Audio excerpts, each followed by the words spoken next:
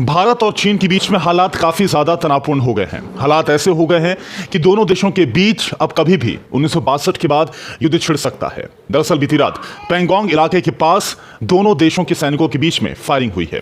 पूरी घटना आपको बताएं, लेकिन इससे पहले अगर आपने अभी तक हमारा चैनल सब्सक्राइब नहीं किया है तो तुरंत सब्सक्राइब कर लें ताकि लेटेस्ट जानकारी आप तक पहुंचाते रहें।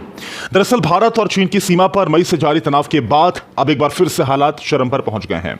सोमवार की रात लद्दाख सीमा पर वो हुआ जो बीते 40 सालों में नहीं हुआ था। एलएसी यानी कि लाइन ऑफ एक्चुअल कंट्रोल पर बीती रात गोलीबारी की घटना दोनों देशों के सैनिकों के बीच हुई, जहां दोनों ओर से फायरिंग की गई। हालांकि इस फायरिंग में किसी को निशाना नहीं बनाया गया, कोई इसमें हताहत नहीं हुआ है, लेकिन इस फायरिंग के बाद एलएसी पर हालात जरूर बेकाबू हो गए हैं। अब आपको बताते हैं कि दरअसल हुआ क्या।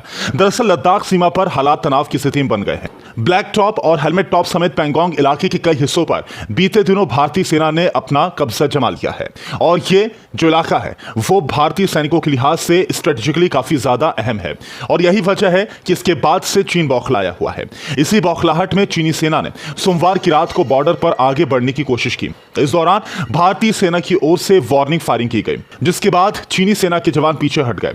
यहां पर चीनी सेना की ओर से फिर बाद में भारी गोलीबारी की गई, जिसका फिर भारतीय सेना ने मुंहतोड़ जवाब दिया। हालांकि कुछ देर की फायरिंग के बाद फायरिंग रुक जरूर गई, लेकिन हालात अब काफी ज्यादा तनावपूर्ण हो गए हैं। ऐसे हालात हो गए हैं जो बीते 40 सालों में यानी कि 4 दशक में दोनों देशों के बीच में नहीं थे। यानी कि 1962 के बाद से भी ज्यादा हालात अब तनावपूर्ण हो गए हैं। लेटेस्ट जानकारी के लिए तुरंत सब्सक्राइब करें न्यूज़।